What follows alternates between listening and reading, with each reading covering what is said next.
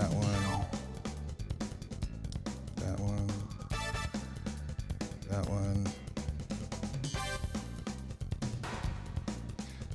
Give it a second. It's starting to spread. That we're at. And see where we're at. It's starting to go. So we're live. Over there. Let's check it.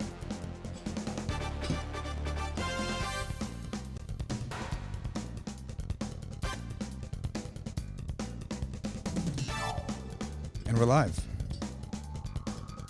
Looks like everything's going good. If you're just joining us, give us a second while everything is starting to stream out to multiple channels. Oh, I'm getting emails.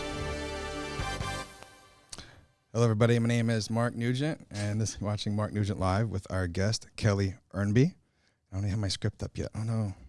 Good evening, everyone. Thanks for joining us. We're also... Today is our guest, Deputy District Attorney and 74th District State Assembly candidate, Kelly Ernby. We're also joined by, in studio, Blake and Nisa. That'll be shortly, hopefully, taking over the cameras. So, here, back to you, Kelly. Okay, so Kelly's currently keeping us safe in her day job as a prosecutor. This is really amazing. Personally, I think her job is very interesting. It's amazing to me that you took a major pay cut to keep us safe. Can you tell a little bit about that and tell us your bio? Right. Well, thanks, everybody, for tuning in tonight. It's a Sunday. I hope you all had a great day. I am a deputy district attorney, and I grew up in San Diego. My parents are Navy veterans, and I come from a family of veterans. So I was taught the value of hard work and public service from a young age and spent my life working my way through college. I have a undergraduate degree in biology from UC Santa Barbara. I then went back to San Diego and spent a few years there before going to law school. I went to the University of San Diego School of Law and was top of my class and editor-in-chief of the Law Review. For anybody that's a lawyer, you'll know that's a pretty big deal. And because of that, I was recruited to a big law firm in Irvine, Gibson, Dunn & Crutcher. Hired me and brought me to Orange County. So that was over 18 years ago now that I was moved to Irvine and started my legal career. I spent almost 10 years working at Gibson Dunn in business litigation, working for a lot of big companies. And at some point during that 10 years, I was able to do some pro bono work, which really lit a fire inside of me for public service, and I loved being able to give a voice to people that didn't have a voice. And ultimately, I made the decision to take the 70% pay cut and leave the big law and the big paycheck for a public service job at the district attorney's office, which is where I work now, and that was about 8 years ago. And so since I've been at the district attorney's office, I've been in a special unit where I do both civil and criminal cases. I do environmental enforcement and I do consumer cases, which span a variety of different types of areas. I can get into the details on that maybe a little bit later. Oh, no. Oh, did you grow up here also? I actually grew up in San Diego. Okay. So I've lived in Southern California my whole life. I have been in Orange County only about 20 years now almost. Awesome. Reminder to the audience, we are taking questions live. So you want to ask Kelly a question, please type it out and click send. Also, remember, share the broadcast. Before we get into this, do you have a website people can go to visit and learn more about your campaign? Yeah, please check out my website. It's just my name.com. So it's www.kellyernby.com, which is spelled KELLYERNBY.com. Okay, here, there, I actually just did a screen share, so now people can see your website. Is there a place that they can go volunteer? Yes, if you're interested to help and join our team, you can go on the website. There is a link to donate and sign up for updates, to sign up to volunteer. Please check out the website. And for those of you that are friends, you can also personally send me a message and let me know. There's a lot of things you can do. Okay. What's the donate limit? So for those of you that are able to, the maximum donation amount is $4,700 a person. So if you're a Okay. couple, you can do double that, but Awesome. any Cool. amount helps in a campaign, Okay. and it's very expensive. So I'm a sacrificing. We're going to be asking people to sacrifice Okay. too. So if you want to volunteer, what do you guys need on the campaign? So there's a lot of opportunities. I say there's something for everybody. If you can't afford to offer a contribution, then we need people who can make phone calls, who can put yard signs in their yard, people who Okay. will be willing to have a coffee meeting or some kind of reception at their house to help me meet voters Okay. specifically in the district, which I can explain how Awesome. where the district is. The 74th district includes, Oh, you want to go over that? I can pull up the map. oh yeah, please. I'll pull up a map of Yeah, the that would be great. 74th district. I had it up, but before the computer crashed. Oh, well, All right. I'll explain it while you're looking. Let's put the for camera it. back on you while we explain it. Okay, Okay. let me try to find the picture of the 74th district. So, can you tell us a little bit more about yourself, hobbies, what you like doing in your free time? You have any pets? I do. I have a 130-pound Bernese Mountain Dog. So his name is Nixon. And what I like to do in my spare time, I'm a runner. I love walking. I like to be on the beach, you walking go. my dog. There he is. And Awesome. I like to cook, and my husband and I love to travel. So Yeah, I used to have a fish, but it passed away a couple years ago. So haven't really Sorry. been haven't really been getting too much into pets since. A few days ago, I started looking at Belgian Malinois after the one that took down the ISIS leader. You hear about that one? I heard about it. Yeah, we got a photo of him. We're going to show people as well. So where's that one? This one.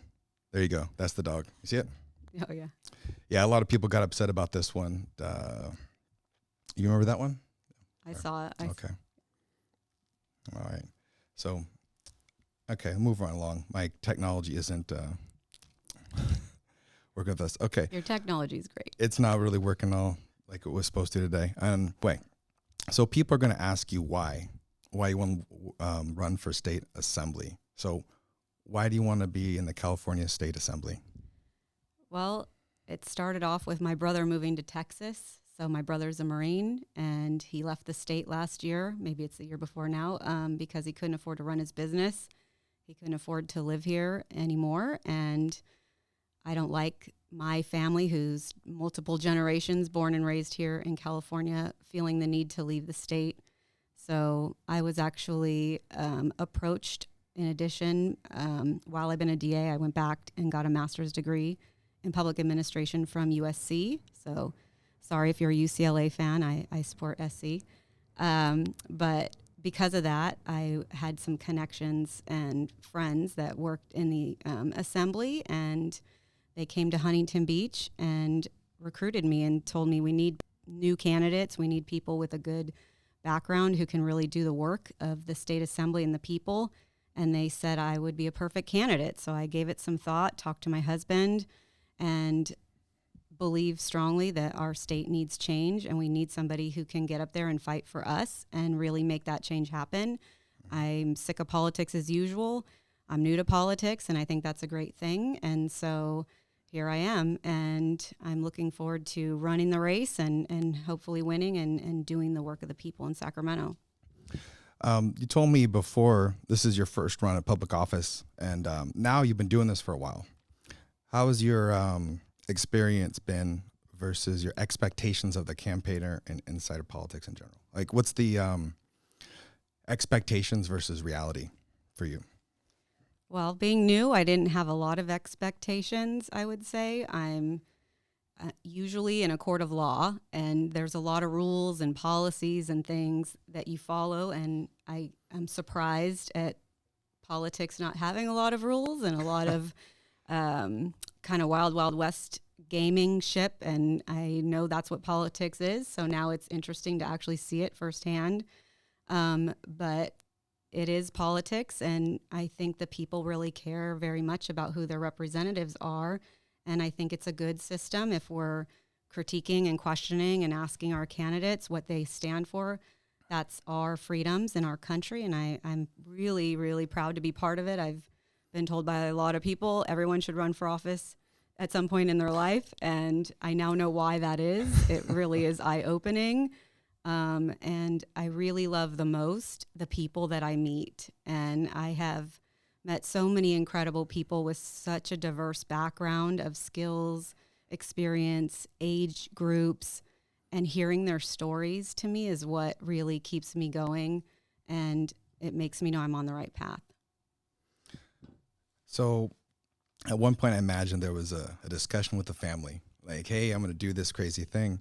What did your family say when you said you wanted to run for office?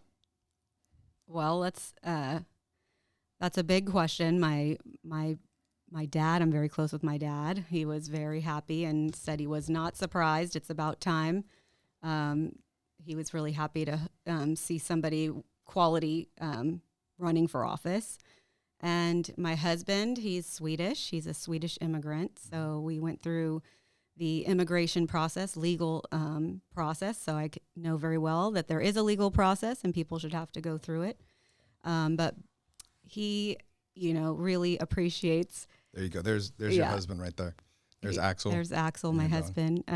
But he's been around the world, and ultimately learning from him and traveling the world with him and understanding what a great honor it would be to represent people and be a part of this system, I think is what made him get 100% behind the campaign. And he believes in me, and he loves meeting all the people just like I do. And so we've enjoyed it. I think we talked to him on the phone before we started this town hall today, and he said he's really enjoyed the last 5 months. And I don't think you'd hear that from most people who start off into politics. And yeah, he's been pretty positive. I met him on the campaign trail a couple times. I had another question. Hold on. Juggling multiple screens here. Mark has a traveling station here, and it's pretty amazing that he can bring your candidates live to you.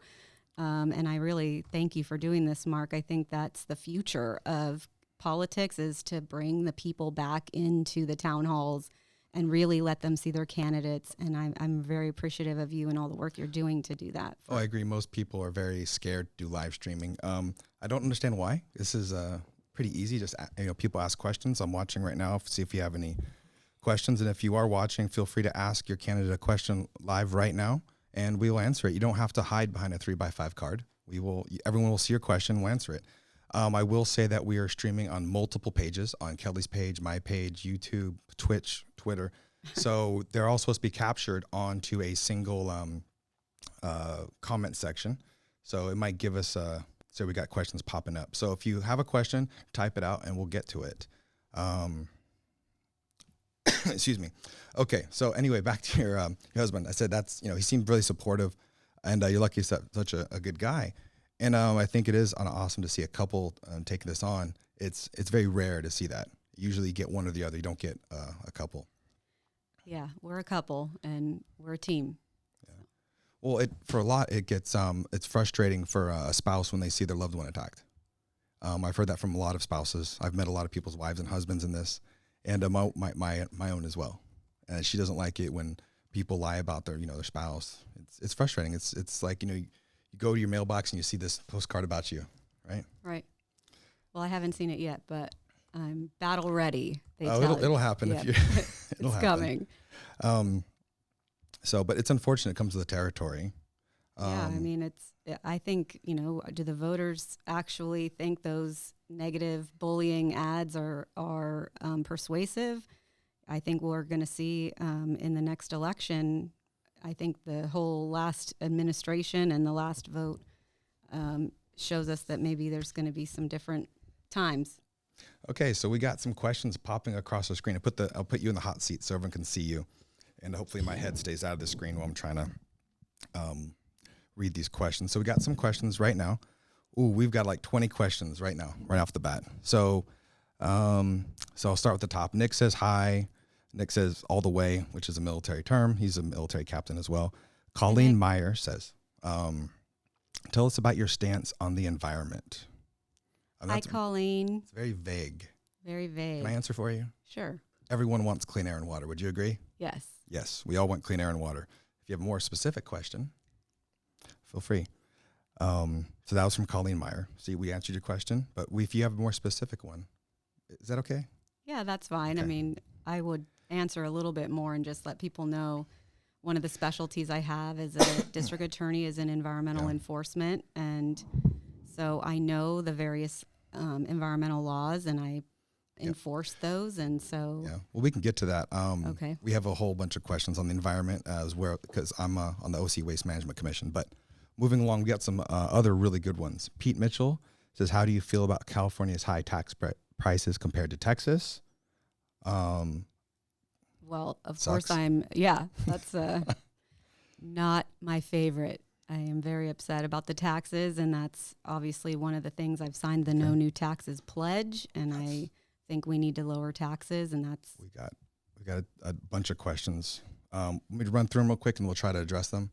I want to capture these people's questions while they're still on, so they don't log off. Sure.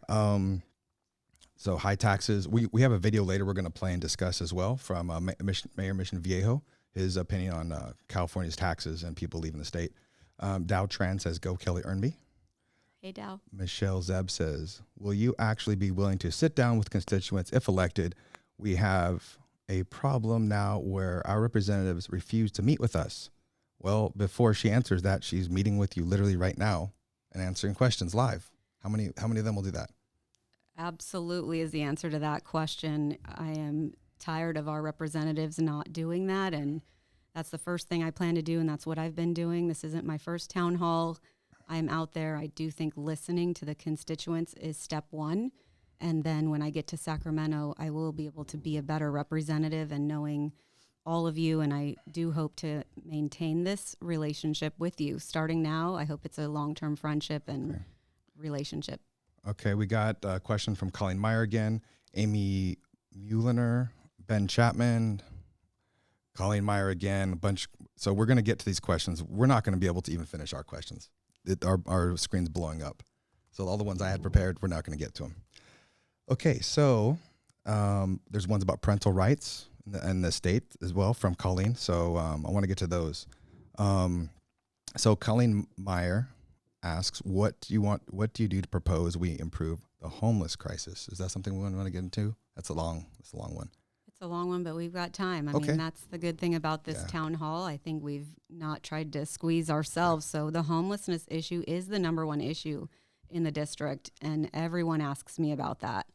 And I will tell you that I went out and interviewed homeless with Supervisor Doe a few years ago and have some personal interest in the topic. It's a very difficult problem that we're working towards, and throwing $650 million of taxpayer money, which is what Gavin Newsom has decided to do, at the problem, I don't think is going to solve it long term. Obviously, we need to do something short term, and I fully support our local leaders and Board of Supervisors in what they're trying to do to get the homeless off the street.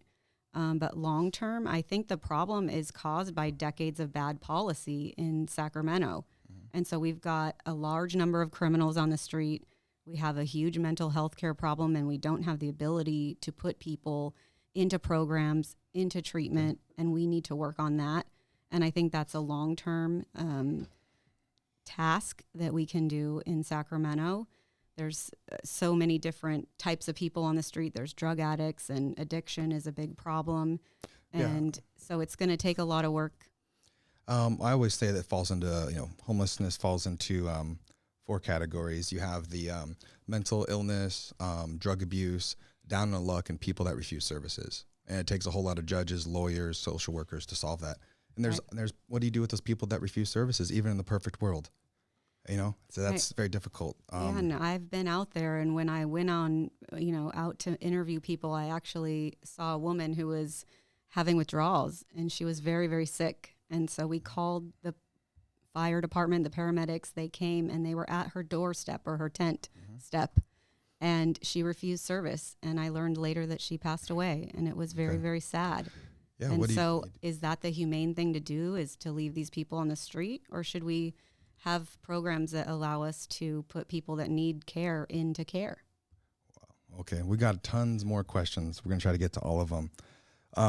From Amy, Wow, there's a bunch of these. There's a bunch on medical freedom, on parental rights. So we got a few of the same questions, and that's going to be, I think we have like 50 people watching us live right now. So it's blowing up. It's going viral. Okay. So I'm not sure that's a very vague one, and we talked about it before we went live. Let me put it on me here. So we talked about that before we went live, that we know we were going to get tons of questions on that. So where do you want to start? And as you talk, I'm going to have to interrupt you because there's a bunch more questions on this that are going to segue off of this one. So go ahead and... Yeah, so we're having a crisis in our state, and our freedoms are being taken away. And so one of those is our freedoms and parental rights. And when it comes to medical freedom, there is an issue. It started with SB 276 and the prior resolutions. Yeah. And so there are a lot of parents that are upset with mandatory vaccines, and they are not being heard. And so ultimately, that's a lot of what these questions are about. And I've done a town hall. I'm listening, and there are a lot of good points and things that they want to be heard about. And there are harms that are happening. And ultimately, my fundamental belief is that government should be very small. I don't believe in mandates. And I believe that parents should be able to have the right to make decisions for their children, and that's freedom. Yeah. I'll share with you that when my son was 2 months old, we had vaccines. I was questioning the risks and benefits of them. I was studying them. And my wife said, no, we'll go ahead and vaccine. The doctor was like, no, it's fine, it's great, no risk, everything's perfect. Then the next week we found out that he had a contaminated vaccine and had a bad reaction. And so there is a risk, but we made that decision in Hawaii as parents. We made that decision with the doctor. I don't like the doctor's point of view because he gave us a contaminated vaccine 5 minutes later. That's what happened to my family, and it's very personal, private to many. And this broadcast isn't about me; it's about you. But I'll voice my personal opinion. I don't want some stupid politician in Sacramento deciding my medical freedom. Right. It should be between a doctor and parents. That's my opinion, but I'll let you finish. We got tons more questions on that. No, thank you for sharing that. I think this is an issue that has been stifled, that these voices have not been heard. And there are many, many people, Mark, that share the same situation that you have just shared with us. And ultimately, it's not about being anti-vaccine. It's about being the choice to choose, and not all vaccines are the same. And so we really do need to have a dialogue. And I think what this movement is showing, the pharmaceutical companies need to come out. Everybody needs to come and be part of the dialogue and not silence it anymore. Yep. And I think that is what's ultimately going to happen from this movement. And but again, the issue for me is the government shouldn't be the one deciding. I agree with you. It's the doctors and the patients. Mm-hmm. And there's a lot of issues, and everybody's healthcare is very different depending on who you are and what your background is and what other conditions you might have. Well, they say it's a 95% safety rate. Well, what about the small percentage? Right. Some people will be harmed. And is the government going to take on the liability for people that they hurt? Anyway, we've got tons more questions. Colleen Meyer again. How do you feel about parental rights and the state's attempt to own our children? I think you've covered that. I just want to get those. We have a bunch on medical freedom as a big concern as well from Amy Wirtz. Curious in your stance. I think you covered that. Okay, Ben Chapman said, Kelly, if you get the nomination, what is your plan to take back the seat? And reach no party preference voters? Hi, Ben. Thank you. And I'm looking forward to supporting you in Costa Mesa when you're running for city council. If that's true, it might be a rumor, but city council is in the 74th district. And, the way I want to reach voters is the old-fashioned way. I think we need to go door to door. We need to talk to people. They need to see their representatives. And they ultimately, from my 5 months out campaigning and meeting people, I think the voters are sick of it. They are sick of the crime. They're sick of homelessness. They're sick of our government not doing its job. And they want to see somebody who's going to get the job done. And that is a very big focus for all the parties, Democrats, Independents, Republicans. And so I think going out and talking to people is the number one thing that we're going to do. And I'm going to have the regular campaign efforts, signs, all those great things will be coming your way soon, so that people get to know that I am available. I'm a candidate that's going to be there to do the job for them. Okay. So I was just tagging some people in there. Wow, this thing is blown up. Don't look at the numbers. Okay. I can't see the numbers. Thank you, everybody, for coming out. This is going to be a very highly rated broadcast, I assure you, looking at my numbers right now. So Rutherford San Pedro, one of my friends, he says, "Hi, Kelly. Thanks for doing this town hall. What are your priorities for your platform?" Thank you. Well, crime and homelessness are at the top of the list. I think our state has gone to a state of lawlessness. The idea that we're a sanctuary state that is not enforcing our laws is a problem. And we need to come back to that focus on law and order once again. So that's number one. So is it fair to say that you care a lot about public safety? That's fair to say, yes. In lawyer speak, is that fair to say when you're questioning somebody? Yes, that's fair to say. An understatement. If you're just joining us as well, Kelly is a deputy district attorney. So she is a prosecutor. So her life is dedicated to making people safer. And she took a huge pay cut to be a prosecutor. So I think you know a lot about that. And that does, I don't know, in my opinion, I'm not a lawyer, but it helps you to understand public safety. Is that fair to say? Yes, yeah. My time at the district attorney's office has definitely opened my eyes. I was in big business and working in the private sector for a long time. And so now I've spent 8 years in the public sector and experienced firsthand. You talk a lot about Prop 47, Prop 57, AB 109. Prop 36 doesn't get talked about as much, but I have been there watching on the ground at the district attorney's office as these propositions have come through. I actually was one of the prosecutors assigned to defend a third striker who was eligible for release. He was one of the heads of the Mexican mafia, and I spent 6 years fighting that petition. It was a Prop 36 petition to keep him behind bars, and because of my work, he is still behind bars, but I've seen this liberal, decades worth of liberal policies that are releasing these people on the streets, and now you can't escape it. You're seeing the criminals and the crime and the issues are now even in Newport Beach and Laguna Beach and places that used to be immune from these issues. And so I do think people in the 74th District are awake. Yep. And they know this is a big problem. And so I've seen a lot of it and experienced the last 8 years of policy, and it's not nice to see. I think we need a change. Yeah, it seems like you want to continue your career of public safety as an elected official. Appreciate that personally. I live here. This is my family as well. Yeah. We have a ton of questions, and I want to get to everyone's questions. So I think we handled Amy's medical. Okay. Michelle, again, medical freedom is a big thing these days. What is your stance on medical freedom, parental rights? You answered that one. Colleen Meyer, she defends you in the comment section, saying, Kelly has been a champion for the environment. I want to hear about her approach to protecting the environment that is different than how the Democrats handle it. Well, I can answer that. I can as well. Go ahead. Oh, no, I'm here, let's put the camera on me. I'm also on the OC Waste Management Commission. We handle landfills, the trash, and we believe it or not, if you mishandle landfills, it creates methane gas, which is 80 times worse than CO2. So we actually capture the methane gas from organics and turn them into clean natural gas that goes into cars and your stove. So there's a lot of things. And I was actually going to invite you. I think in my questions later on in our outline, I was going to ask you about if you wanted to do a tour. There's always a tour every few weeks. We could take you on so you can learn about that. And a lot of these things are conservative led. They're different than Democrats that we already are doing.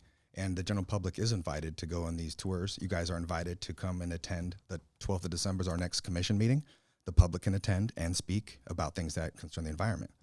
So yeah, well, absolutely. I'd like to take that opportunity. And my only question is, can we go live and bring all these folks with us? Well, the thing is, I tried to go live, but there's not much of a signal at the landfill in Irvine. Oh, but darn. I took a bunch of photos and I kind of showed what was going on and how they're doing everything.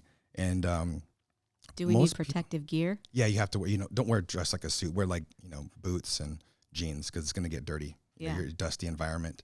Yeah, no, I think that's a great thing. And thank you. I would like to do that. And I do think the landfills are filling up. And I agree with the need to protect our air and our water.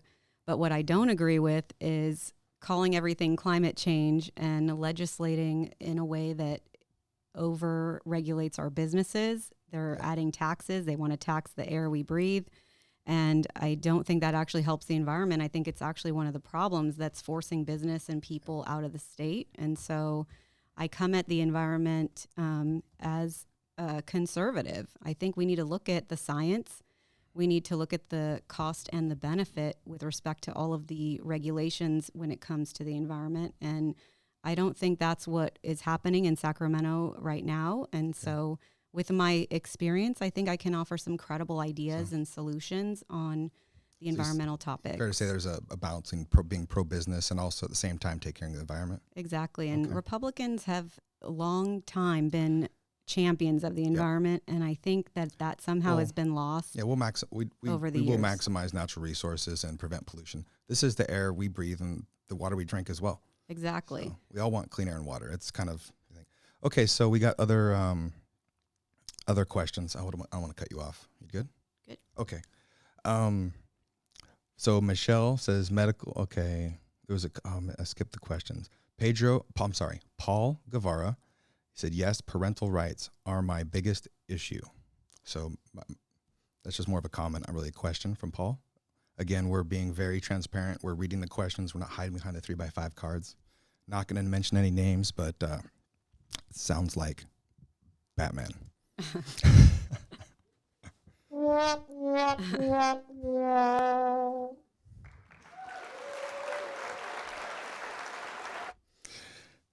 Actually, I kind of want to riff on that and be like, so there was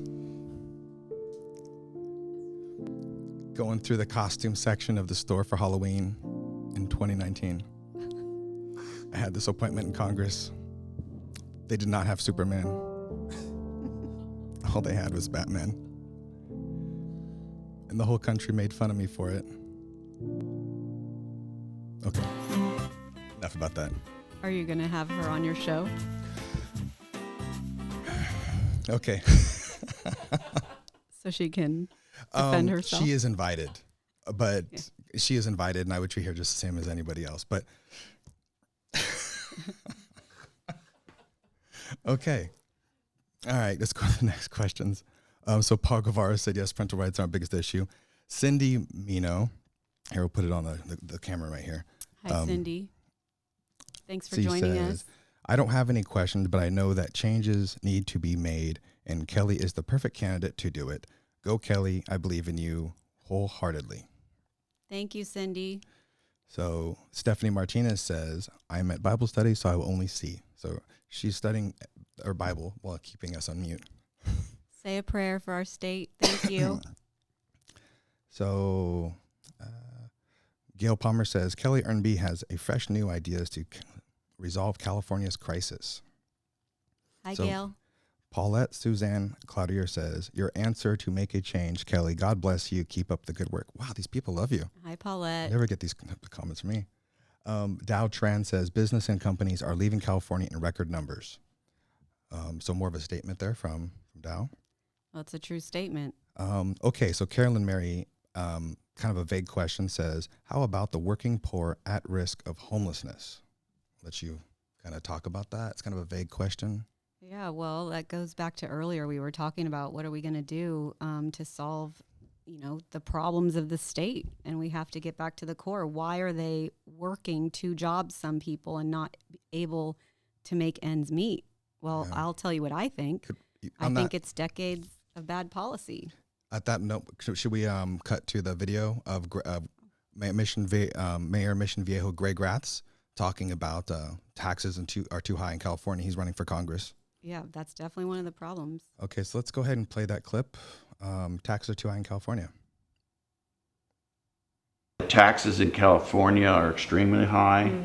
Property tax, as well as gas tax and income tax are probably one of the highest in the nation. So, if you want to buy a home, it's very expensive. So I would say that's the number one issue here in this area. And what would you propose to have a solution for that problem? Well, it's complicated. It's just not easy because, unfortunately, the state, a lot of people are leaving the state because of the high taxes and all. So we'd have to get back with the people and explain to them that the taxation is too high, so we've got to find a way to lower the taxes for the people in this state. So I would work at the federal level, and I'm in the state legislature, we have to work at the state level to ensure we start lowering taxes because they're just way too high. Okay, so that was Marine Corps jet fighter retired Colonel Greg Raths talking about taxes are too high in California. And again, that is actually hold on, talk to the camera. That that is a clip from the interview from a Telemundo news reporter that'll be released in the next few days. So that's unaired footage, and we have another clip as well that we'll play. But I'll let you kind of talk about that, of what Greg said. Yeah, well, we're in a crisis because people are working 2 jobs and not able to make ends meet. So there's a lot of things playing into that. But the high cost of sales tax, of state tax on your gasoline, your income tax, there's a tax on anything, and Gavin Newsom's got a whole list of new ones that he wants to enact as soon as possible. The water you drink could be taxed, and we need to end that. Oh, okay. Okay, we got a bunch more questions as well. So Dow is, what do you propose to make California more business friendly? I think you kind of talked about that. We covered that one? Good? Okay. I think so. I think we need to get the government regulations out of the way. We have CEQA is a big issue for builders that want to build in our state, and we need to make sure that it doesn't take years and years in litigation to get anything done in our state. Yep. And there's a lot of things, but those are a couple. Reducing the tax burden and making sure that split roll does not go through is another big thing. Yeah, on that note you said of reducing regulations, actually there's a company that wants to build another green waste digester facility in Orange County to compliance with SB 1383 for environmental stuff, but it takes like 8 years to get permits for the facility. It's insane. It takes so long. And that company would dump on $200 million near Irvine and employ a few hundred people as well. And it would also make our air and water cleaner, but all this red tape. It's insane. Yeah, there's a lot of red tape. I agree. We can do better, and we will if I can get up to Sacramento and start making some of the changes we need. Awesome. Okay, so Robin Goodfellow has a question. It's a bit of a long one. How will you address, where, put it on me. So, actually, I'll put on the group shot here.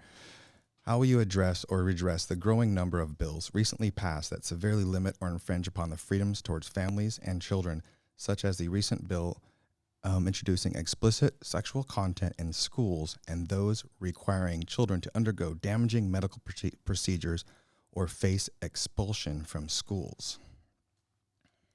Yeah, I think that covers what we were talking about earlier. It covers parental rights and freedom, and we are reaching in here to the issue of the state trying to mandate what kids are learning in school. And one of the issues that I have learned a lot about on the campaign trail is the gender identity and sex education mandates that are coming down, and parents are upset. They want to be the ones that teach their kids about these very sensitive topics.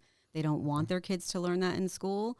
They want their kids to learn math and reading and science. And so why in the world do we think Gavin Newsom and the leaders in Sacramento should be dictating what kids in Laguna Beach or Newport Beach are learning in public school is beyond me, and we need to unwind that again back to our regular fundamental freedoms. So would you support parents being able to opt out? Yes, absolutely. Yeah, and I support freedom of choice in school and education. So charter schools are a big issue. We need to have the freedom of parents who know best what type of educational environment is going to work for their kids. We need them to be able to make those choices. Okay, awesome. So we got a ton more questions as well. Nick Sifan says, we are not in deficit any longer. Can we work on lowering taxes? Yes. Yeah. Please, let's do that. Okay, so that's a yes. Want to lower taxes. Paulette Suzanne Cloutier, another question. Just ask the question, please. We know there is a bunch of them. Okay, got it.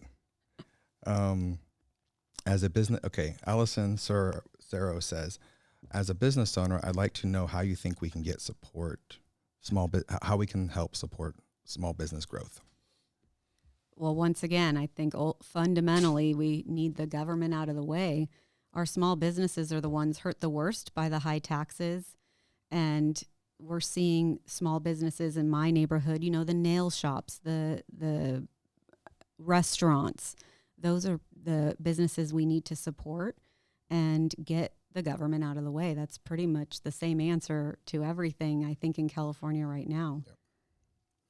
Okay, we have some more questions. Vincent Wetzel, he says a question. As a gay Republican, sometimes I feel like our party doesn't care about the LGBT Americans as much as Democrats do. What can you do to expand our party's outreach in the LGBT community? Well, please invite me to an event. Have a coffee for me. I would love to come out and meet some of you, and just send a message through either my Facebook, and I will come, and I would love to reach out and talk to you personally about what are the issues. I do believe that there's a lot of people that have been silenced in that group as well. And I think the Republican Party is not against that group of people. And we need to make sure that you find a home here with us, because you have ideas and voices that need to be heard as well. So please help me. I will set up a town hall. I will come to you, and we will do better. Well, Vincent Wetzel, he's a major player in the Log Cabin Republican group. So I believe they have meetings like once a month. Okay. So Vincent, go ahead and send her an invite to her Facebook, and we'll get you out to one of their events. You can speak. I know I'd love to do that. Todd Spitzer spoke there when he was running for district attorney. Travis Allen did. The other guy, was it Cox? That guy? He also? John Cox. John Cox, that guy. He actually spoke to them, and they have events every month as well. So Vincent, go ahead and reach out to her, and we'll get her plugged into your community. Thank you for that question. You're going to love Appreciate that. this next comment. Let me get a zoom in on you so you can read this next comment to you. Michelle says, you just earned a vote from me. So, there you go. Also, if you want to donate to Kelly's campaign, kellyernby.com, you can go there to donate. You can go there to also volunteer. I'll show you that website right there. Where is it? Right there. So go to this website. You can learn all about Kelly. You can volunteer. You can contact her. You can donate. What's the limit to donate again? So for all of you that really want to impress me tonight, the maximum is $4,700. Wow. A person. Some of you have been able to donate that. Thank you so much. But anything you can do is a great help. It's very expensive to run for office, and I'm a government employee, so I need your help. I'm sacrificing and asking people to sacrifice too, and you can do that online on my website. Yeah, last time we did this with Greg Raths, we got $2,000 live, and some people donate $25. There was one guy, Eric, which was actually the most touching to me. His donation. I know he doesn't have a lot of money, and he donated $25. I know that meant a lot to him to help. I'm teary-eyed, but no, I know he doesn't have any money, and he goes to the events. You probably met him. Actually, he did. I know him, Eric. He asked you a question about the Second Amendment. I know that you met him. Remember him. So anyway, $5, $10, $25 always helps. So anything you can do, really. And then sign up to volunteer and come out and walk and knock on doors. I've had some friends do that with me, and you'll be inspired, I promise. Okay. So also you can look photos here. You guys are still looking at the screen share. So there's a bunch of photos of her and the family. They're St. Bernard. So if you're a dog lover, vote for Kelly and donate. Actually, Blake here, he loves his dog as well, and he's helping us. Just in case I need to take a break, he'll take over the broadcast. Okay. So he's a Bernese Mountain Dog. I have Awesome. to correct the record. Oh, is he? Bernese Mountain Dog. There was a meetup in Huntington Dog Beach today, so there was a whole bunch of Bernese Mountain Dogs on the beach. I know. That's my dream. A whole bunch of Bernese Mountain Dogs. Awesome. At the So beach. we got tons more questions. Okay. They're like, don't tell us we have questions. Just ask. I'm doing that too. Hold on. We talk to the people. I'm doing that as well because Kelly doesn't see my screen. So I'm telling her we got a bunch of questions so she knows. I know where friends are like, stop telling us there's questions. Okay. Michelle Zeb says, you guys just became my new favorite people. I'm guessing that's for the parental rights, probably. Well, Michelle, we're glad to be friends, and it's a long-term friendship. Thanks for joining us tonight. Awesome. A bunch more positive stuff. I'll read from Natalie. Go Kelly. Everyone sent her $20 right now. She knows this is the issue that will get her in office. It seems like people really like freedom. Yeah. Yeah, If you're for don't tell me what freedom to do for and you've got an extra $50, $100, send it into my website tonight, and we'll keep track of how much we're able to raise tonight. Did you get any donations yet? I think I did get a few, yeah. You did? How much did you get right now? I'm not sure yet, but I'd have to check on a break. Oh, well, I can, you go ahead and check. I'll just go through your website. We could talk. You can look at your phone. I don't know. I think people need to send some more in. Okay, so we There's have a couple more. coming in, though. Okay. All right, one more. Okay, so Katie Fazio says amen. All right. So as a Michelle Zeb says, as a law enforcement family, thank you. Dow Tran says, everyone chip in $20, kellyernby.com.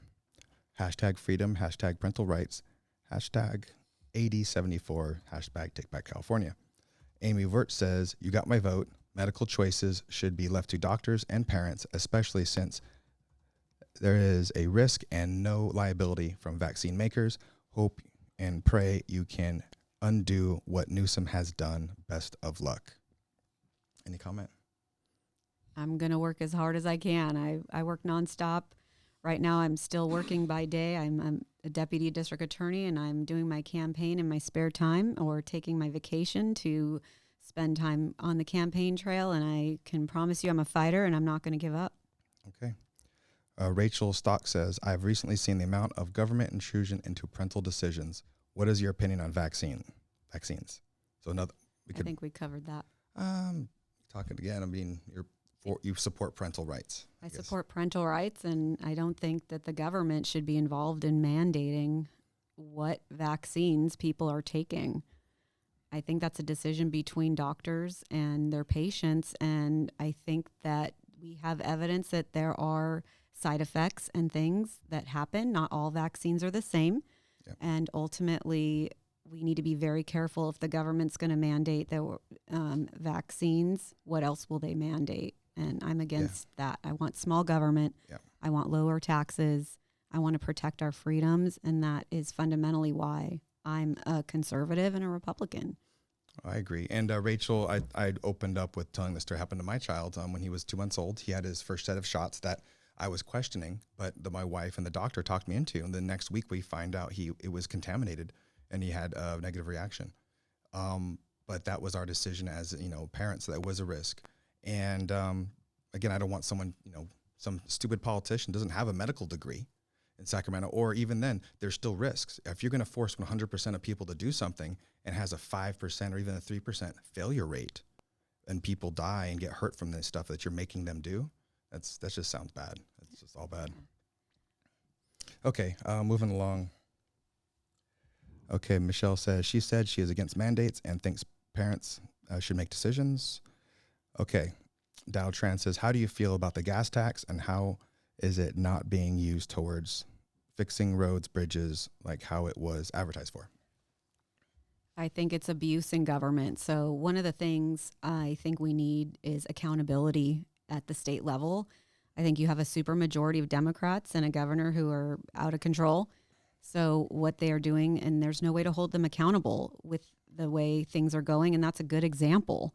So they tell voters one thing and they go and do another thing. And I think voters are awake and they see that. They know that there needs to be change. And so I am running to make sure that we stop that, hold them accountable. Okay. Paulette Suzanne Cloutier. Crime is a huge problem in Huntington Beach in the past 12 months. How can we get our police to have more authority to take these people off the streets? Well, I think they have authority, and your local city council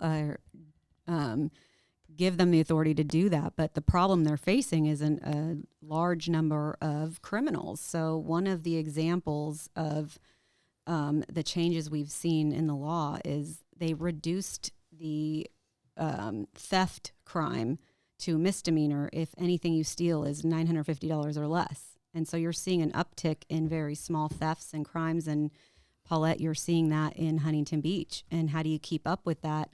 The punishment is so small that there's no real deterrent anymore. And so our laws have been weakened, and our police are there, but it's hard to keep up. Okay. Another question, Robert Aguilar. What can we do to redirect our spending to support infrastructure as it was intended instead of on pet projects for Democrats? Vote for Republicans. We need to get back to spending our money wisely, not on pet projects. And ultimately, I think that's going to take electing a whole bunch of new people to go up to Sacramento and do that, to be on the committees. I think we have good people up there that are silenced and not being heard. Okay, there's another one. What is your opinion on charter schools? From Tiffany Iselin. Yeah, I'm in favor of that. I believe in choice in education, and I believe that we need to make sure that those are available. I've talked to several people on the campaign trail, and a lot of them are actually immigrants or Hispanics and African-American moms, and they are wanting to have an option for their children. They believe they will learn better, not in the public school system, but in a charter school environment. And for them, they should have that choice. If their kids are going to be able to be better educated there, then that's where they should go. Okay. Paulette has a comment. Can he get serious? I think that was from my joke earlier because these comments are old.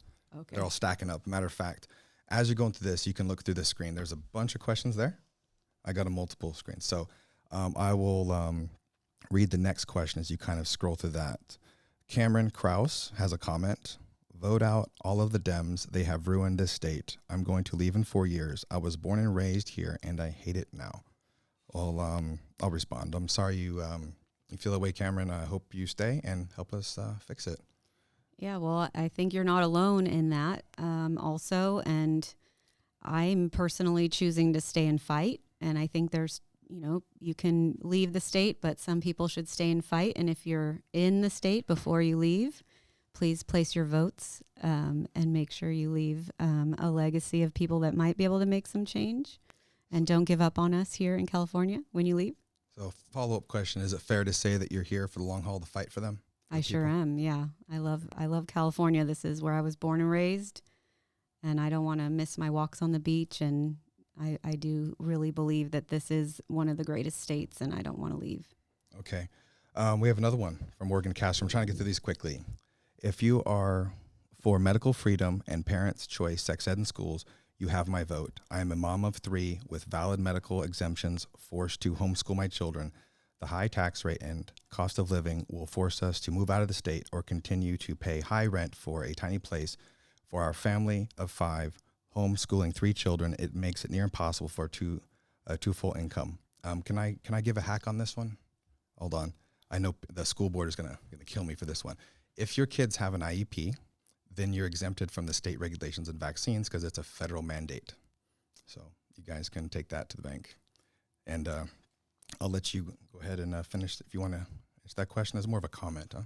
Yeah, no, I think you covered it. Okay. Dow Tran says, what is your view on government surveillance and their ability to access private phone records and emails without our permission and warrants?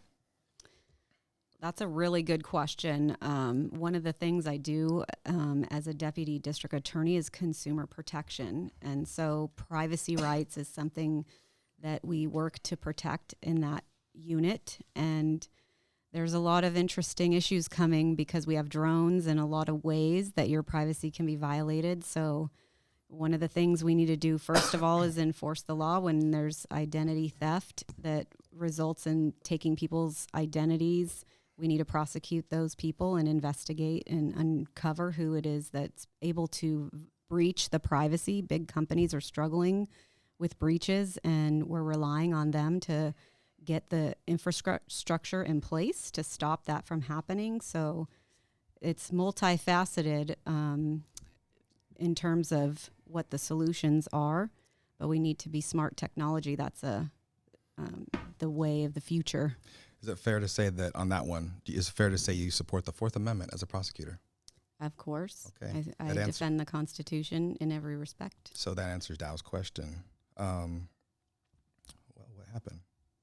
Oh, no, I put his question. That's interesting. Look at that. I put up on the screen. Oh, wow. Okay, cool. I didn't know I could do that. Cameron Krause, stop mandatory poisoning of our children with vaccines, pure evil, medical freedom. Stephanie Martinez says, we love everybody. Robin Goodfellow, would you support the repeal of ABS? AB 5, you mean? AB 5, it says AB. I think Okay, he it said means AB5. AB 5. So I don't have my that's glasses on. Yeah. Okay. I do think that that's a problem. That for people who don't know, AB 5 was the recent resolution that makes all workers employees and not independent contractors. There's a lot of exceptions, but Uber and Lyft drivers were not part of that. So I don't know if there's going to be lawsuits coming down the pipe, but ultimately it's not a good idea to take away the freedom of employers and employees to be either independent contractors or employees. And I don't think that AB 5 was the right answer and shouldn't have been coming out of Sacramento. Okay, we have another one I'll put on the screen. Way to go, Kelly! Explanation point. This is from John Christopher Merrill. Will you use your office to fund pork barrel projects like the current Democrats in the office, or will you fight for fair competition for project funding? I'm sorry, I'm tongue-tied right now. For the use of you watching at home, I put it across your screen. So, What I will not go for pork funding. I think that was the question. yep, basically. Choice B. Okay. Okay, Morgan Kastner says, do you have anyone else you can pull in to help push out the Dem Assembly members? Anyone else on your radar in other areas of the state that you recommend we vote for with medical freedom and parents of choice at the forefront? I don't know who I would recommend right now, and I will have to get back to you on that. I can tell you there's great candidates running. June Cutter is in San Diego, which is close to my heart. She's also an attorney. I think she's a great candidate you guys should look at. She's a mom. I know Senator Morlock has been up in Sacramento and voting against SB 276. Assemblyman Vince Fong is the assemblyman that recruited me to run for office, and I believe him and his staff are also in favor of freedom, and most Republicans are as well. So I know that some of you may have not been historically Republican. You might be Democrats or you might be independents thinking, wow, I might be looking at voting Republican. And I think that just shows you how far our state has gone to the left. And don't be afraid to take a look at the candidates, and the future is here and you guys should be part of it. So call your representatives, ask them what they think. Make sure that your voices are heard. Awesome. I have a question on civil asset forfeiture. Dow Tran says, some say civil asset forfeiture is one way police departments increase revenue. I'm sure that's more of a comment than a question. So, what's your view on civil? Okay, sorry, I expanded. What is your view on civil asset forfeiture? Well, speaking on behalf of myself, I am not the elected district attorney, so nothing I say is his opinion. Mm-hmm. But what I've seen as a deputy, a lot of times civil asset forfeiture is necessary in order to have the assets to restitute or provide restitution to victims. So if somebody is a criminal and a fraudster, they take all the money and then they're not in the accounts and the victims can't be paid back. And so one of the ways in law enforcement to ensure victims get their money back is to forfeit those assets as part of the law enforcement procedures that we do. So I think it can be a good thing. Okay. We have a question from John Park, leader of GIR. We all know who he is. Says, Kelly, great to see you live and also everywhere in the district. My question is about the supermajority. If you are elected, you will face a Dem supermajority and a hard left governor. So, how do you bring about change in this situation? Hi, John. It's great to see you and be a part of the movement you have made in Orange County. I love the Greater Irvine Republicans. Hats off to you. And I believe that we do have a supermajority. It's a problem. But I think the way that I deal with that is, first of all, talking about what the problems are and agreeing on what the problems are. And I think ultimately we do now. I think everybody agrees we've got a problem with crime. We have a problem with homelessness. We need to address the immigration issues. And we are a state that wants to be the leader in the forefront of the environmental movement. And so I'm going to come to Sacramento ready to talk about those things, to ask the right questions, to call the right experts in, to ask them and what we need to know so we make sure that our laws are actually protecting the people, protecting the environment. And I think that's where I'm going to start. And ultimately, when you gain credibility, what I do for a living, a lot of cases settle. And, you know, a lot of what I do requires negotiation, and it requires being persuasive and arguing your point. But ultimately, you have to be able to talk to the other side and reach a resolution. And that's what I do for a living. And I think that's what I will do in Sacramento. Okay, so the next comment from Catherine Baldy. More of a comment that you'll like to hear. I'm in the Bay Area, I suspect San Francisco, and I will happily make calls for you. So a follow-on question to this: how can you connect remote supporters to phone bank for you? Go on my website and make sure you sign up to volunteer, and send me a private message and let me know what it is that you would like to do. Like I said, there's a lot of opportunities, and you don't have to live in the district. I want to talk about that a little bit. So the state assembly, a lot of people don't know what that is. So to contact you, they click the contact button right here. They're looking at the screen, by the way. Oh, yes. Oh, sorry. So click the contact button. Yep. Okay. And then you can contact me there, and then you can also sign up to volunteer. And do these emails, these contacts go to you? You actually see all of them? I might not see them right away, but yes. Yes. Okay. So yes. And then okay, feel cool. free to use my Facebook, and you can send messages on Facebook too. And I will get back to you as soon as I can on those. Awesome. Cool. So there you go. So we got more questions. But what I wanted to say about the assembly is a lot of people don't understand what the assembly is and what the assembly Okay. does. And so I call the assembly basically the state Congress. It's the lower house in California that makes our state law. There are 80 assembly members. So the 74th district is one of those 80 seats. So you can support anybody in that district. You might not be able to vote for them. But if you like what you're hearing, absolutely, even if you're in San Francisco, if you're in another state even, and you want to support somebody who's going to be a good voice in California, you can still support me and remotely help and Okay. contribute that way. Surprisingly, you have a lot of questions of how to donate. I'm not joking. And we have one across the screen right now that the viewers can see from Colleen Meyer. I'm trying to figure out how to donate without leaving this live. We're also broadcasting on YouTube. So if you have a pro membership, you can close the app while still listening to us speak. But you donate to her through the donate button. One question, can anyone in the United States donate to your campaign? Yes. Okay. And I know that I kind of already know the answer to that question. Anyone that is a resident of the United States can donate to Kelly's campaign. So you don't have to live in the 74th or even California. And as long as you're a legal U.S. resident, you donate at kellyernby.com. So Yes. we'll put it back to you. Okay. So I don't know, Colleen Meyer, how you can specifically donate other than without leaving the live, unless you go to a desktop computer and go to the website and donate. Otherwise, you might have to click over on the app as you're watching it. Because if you're watching something on Facebook, if you close the app, then you can't hear it. So I unfortunately don't know the technology and the answer to that question. thank you, John Park, for putting that out. He just posted the link to donate. Oh. So John's got Okay. the solution. Thank you. So Paul Guevara says, there is a lack of transparency in how to represent yourself in court.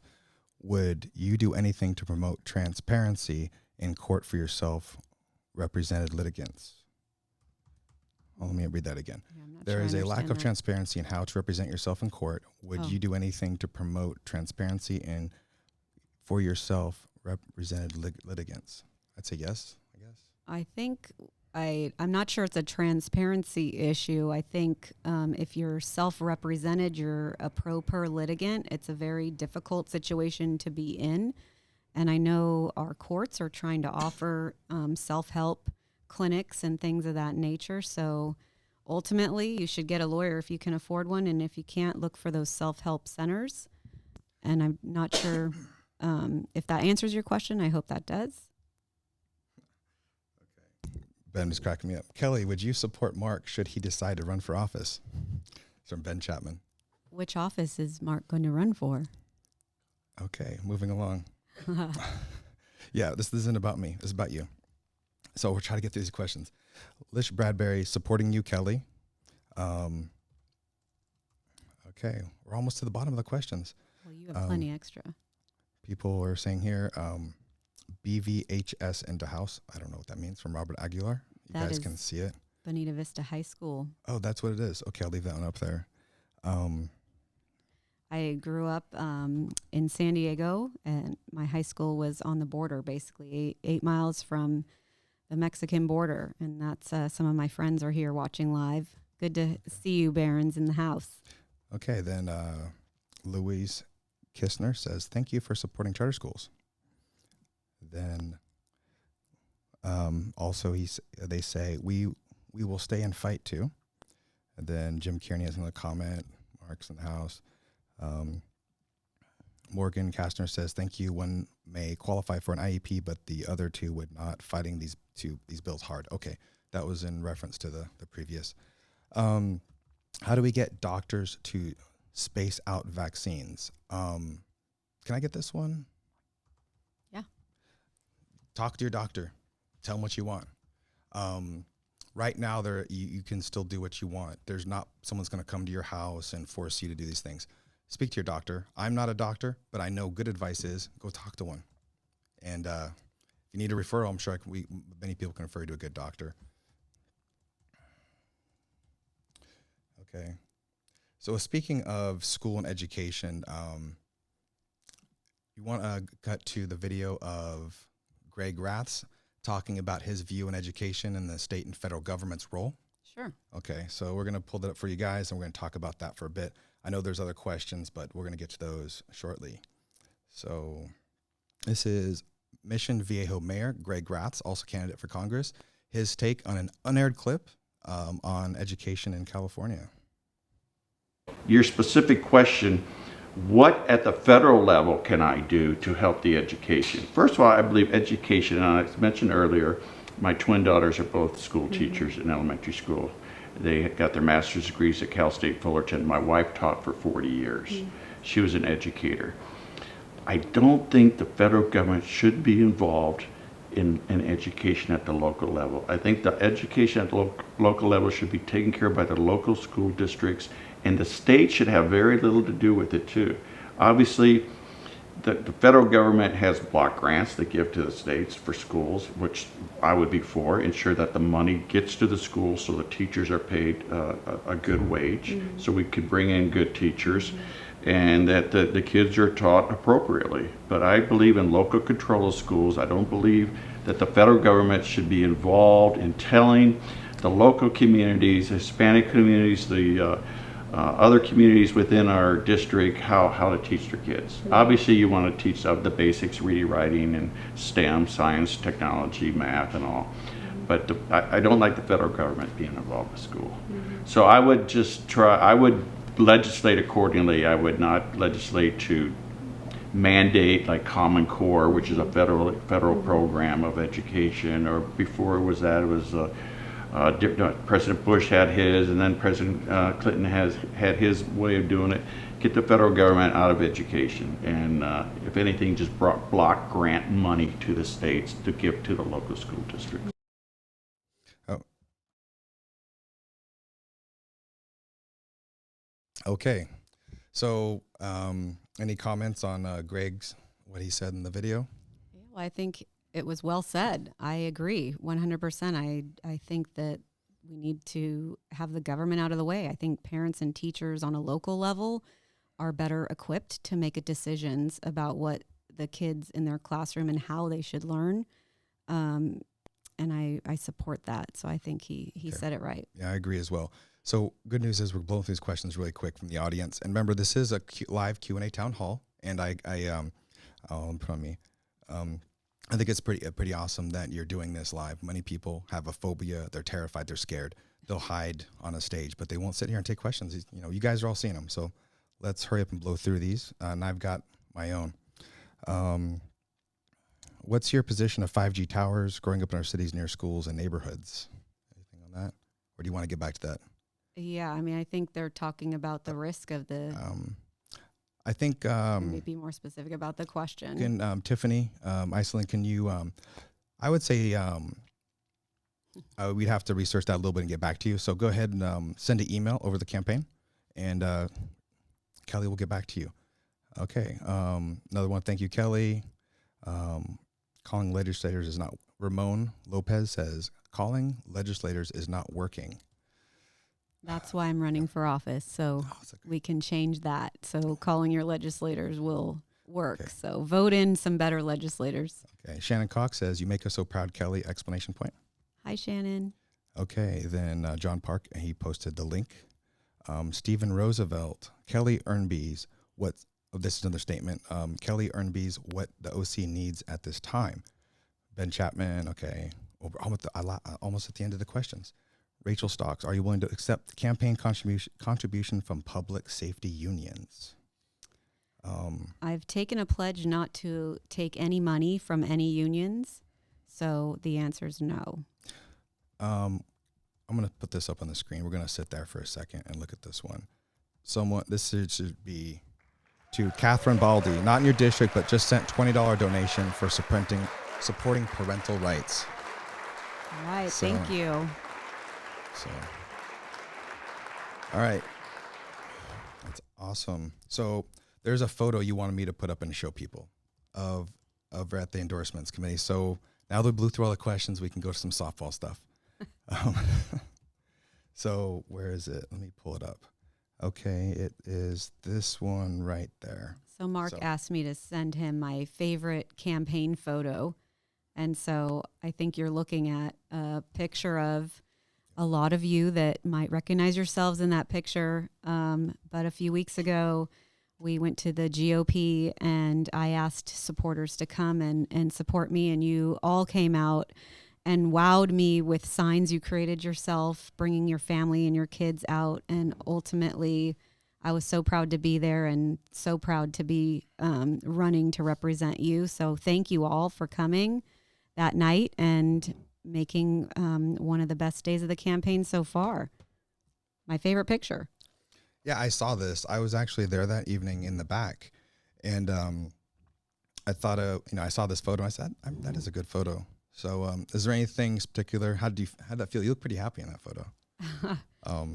Yeah, well, that was an interesting night. So one of the things on the campaign trail that the GOP and the party has had to consider, are they going to endorse? There's more than one Republican in this race. And ultimately, I was there to fight to let the voters decide who would be the candidate to run in the general election. And it was just great to see so many new, fresh faces come out, which I view myself to be. And I think we're looking towards the future. And that picture to me is the future. And I think we should all be happy to look towards the future and move past the decades of bad policy in our state. That is a good photo. So anyway, so now we can go to our questions. We got pretty much the audience questions through. If you guys have any more, feel free to ask, and we'll get through them. Wow, that took like an hour. Okay, so I got a bunch more. Smart questions, you guys. Thanks for asking. Get back on. Okay, all right. I'm trying to get back on track here. So running for office is a challenge, and here I'll look at my camera so you can take a break, take some water. So that's great to hear. Running for office is a challenge. So what is the reality of it versus your expectations before you started? I think we talked about this a little bit at the beginning. Being a newcomer, I didn't have as many expectations as you would think. I was told, be careful, they're going to smear you. It's going to be a very hard thing. Politics is rough, and I've seen a little bit of that already. And so I think I'm battle ready. I want to represent people, and this is what I do for a living, and I'm ready to go. Okay. There's one elected, not going to say any names, but complains a lot about traveling for the elected job. Are you going to be that guy that complains about the job that you got elected to do? Of course not. So I think one of the reasons I wanted to talk about the state assembly is so people know I understand what this job is. So the assembly persons, your representatives, spend half the time in Sacramento and then half the time in the district. And it requires a lot of traveling, and it requires being in Sacramento, having a second home. And actually, it requires a sacrifice for me because the paycheck is less than I make now. Oh, wow. And so I know well what it is I'm getting into. It's a job that requires people working. I think Assemblyman Choi let us know. He's our assemblyman in the Irvine area and the greater Irvine area. He let us know in the last session they basically had to pull an all-nighter. Oh, wow. And so they work very hard. They're on the floor arguing the laws. And it's countless pages of reading on all subjects and areas of the law. And there's a lot of committees. And it's a tough job, and I know exactly what it entails, and I know that I'm going to be a great person to do that job, and I have those skills to do it well. Okay, so just for the record, you're okay traveling to Sacramento and won't go around complaining about the job? I can assure you I will not. Okay, fully capable of traveling? Fully capable of traveling. I got my Southwest card ready to go. Okay, so you're not going to be Batman for next Halloween then? I don't think I would look good in that costume. Sorry, I had that to. Wasn't Okay. that funny. I know it didn't play out the way I wanted to. So moving along from what we heard, suburban moms heavily influenced the last campaign in UCI. What's your plan to win those voters over? Also, is UCI in your assembly district? So yes, UCI is in the district, and I think many of the people in that photograph I just showed you and out in the district are moms. I think that they are now awake. A lot of people in their 30s and their 40s are experiencing the difficulties of the liberal policies in their lives, and it's taking away their freedoms. And so I think the moms are going to be a big factor in the 2020 election. And like I said, I've had town halls already to talk with these moms, and I'm going to continue to do that. I'm going to continue to listen and make sure that I hear what the issues are that they're facing, so that ultimately when I am in Sacramento, I can start working on the solutions to their problems. Okay, I have the map up of the 74th Assembly District.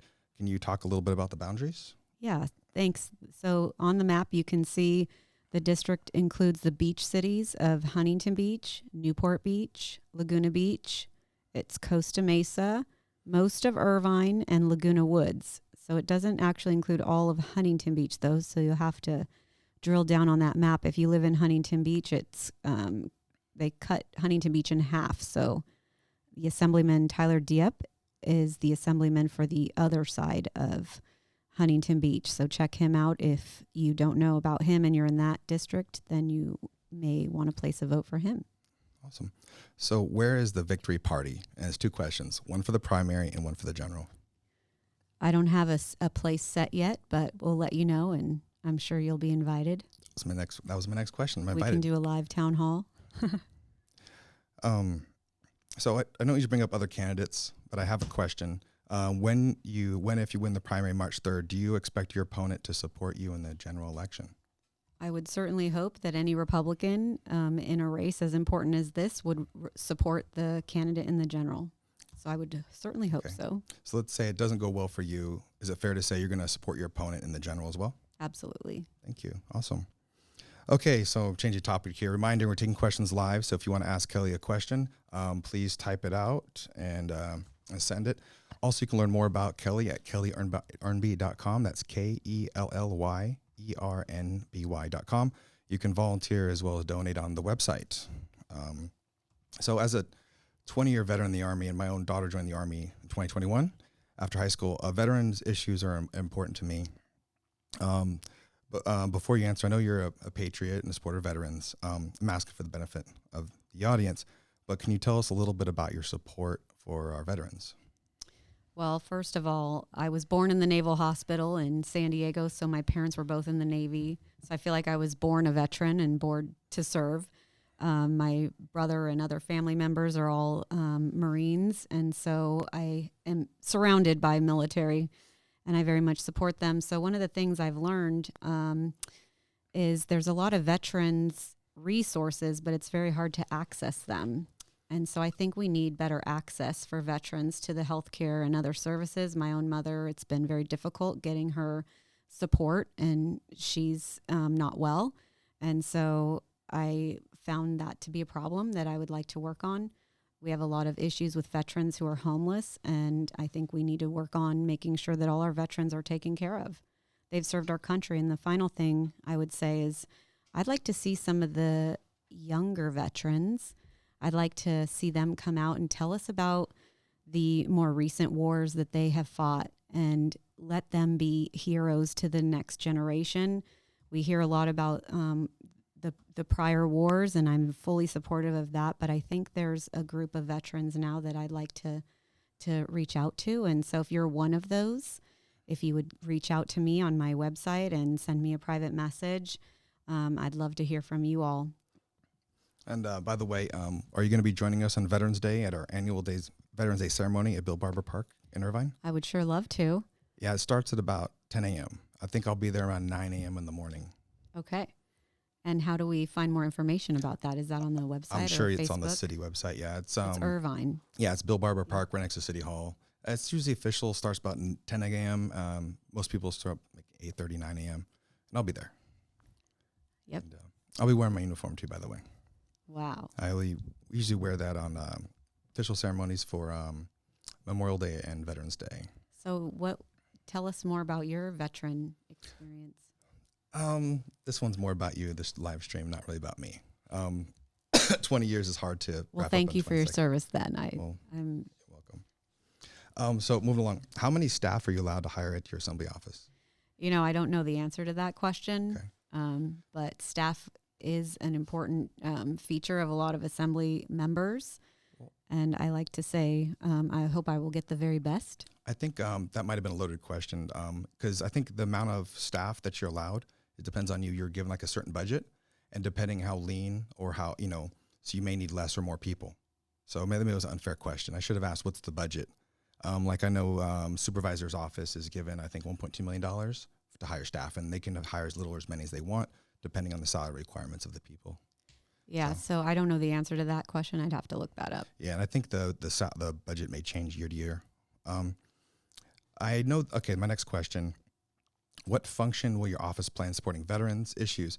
Before you answer the question, I know it's my understanding that veterans issues are mostly a federal issue, but I think the state plays a limited role. But I don't really know what role, other than maybe the cemeteries. You want to elaborate? Yeah, well, the state has health programs. There's a lot of programs to support veterans in the state, and I think it should be more accessible. So that's one thing that can be worked out at the state level. And then the homelessness issue is very much a state problem, and that affects veterans. Okay. So do you know how long it takes to hire people at your staff? How long it takes to hire somebody? It takes minutes if you're doing it the right way. Okay. I not don't long. know. What do you mean by that? Like, it's a bit of an inside joke for the audience members that waited like 10 months for a veteran to be hired at a certain office, but not going to mention any names of who. Batman. Okay. So what types of questions have you been getting from constituents on the campaign trail? What are some of the general questions you've been receiving? So a lot of what we heard tonight, a lot of people are really upset about homelessness. That is really the number one issue. Everybody is fed up. They are sick and tired of what they see in California. A lot of people are leaving the state. And it's been hard to motivate people to really have hope and get out here and support candidates. The primary is early. It's in March. It's usually in June. And so we are out campaigning early. But I think once people meet me and get to hear a little bit about what I'm about and the work that I want to do for them, and then the fact that I'm out there listening to them is giving people hope, and they're coming out. And this event itself is letting people be part of the process. And so. Awesome. So what are some of the solutions maybe getting, sorry, let me back up. Is it fair to say your answer is to focus on solutions over pointing fingers? Absolutely. Awesome. Cool. What types of speaking engagements have you been doing? I hate to sound like I'm asking questions to answer to, but because I've heard you speak, I'm asking for our Right. audience. What kind of events, you got anything coming up? Yeah, well, I have several events coming up, but I've been speaking at various Republican women's groups, my own fundraising events, and I'm generally a public speaker in my day job as well. So I'm all over, I guess. Do you have like an events tab on your and then where can someone find out about your future events?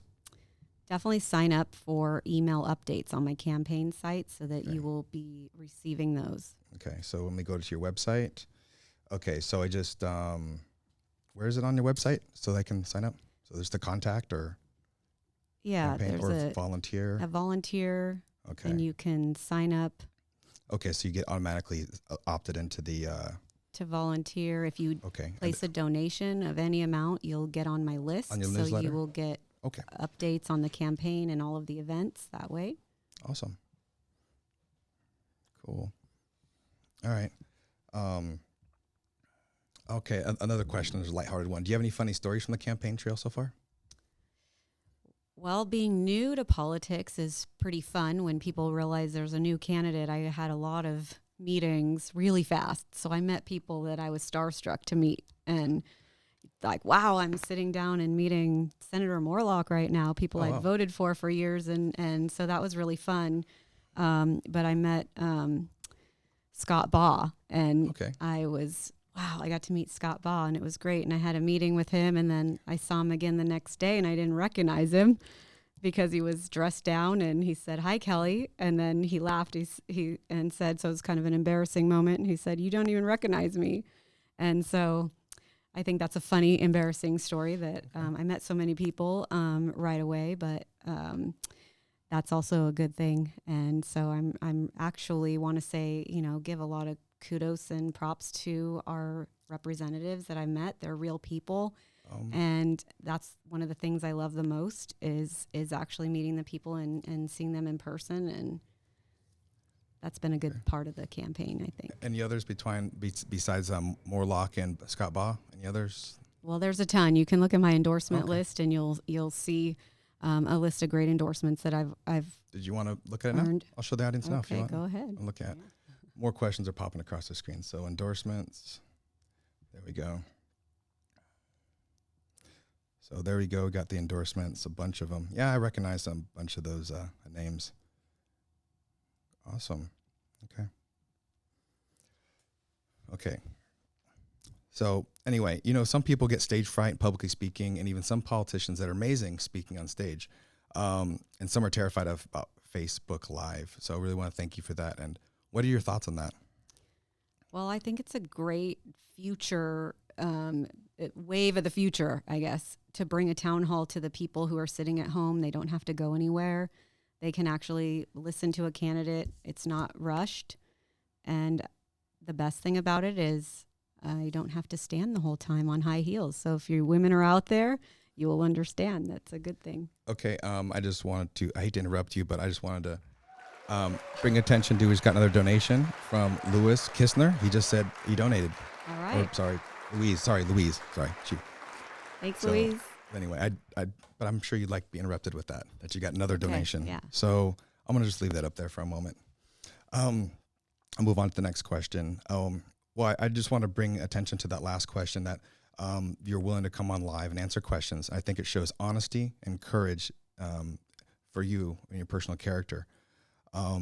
Correct me if I'm wrong, but doesn't it take courage to be afraid of something and do it anyway? Yeah, well, I use the word faith.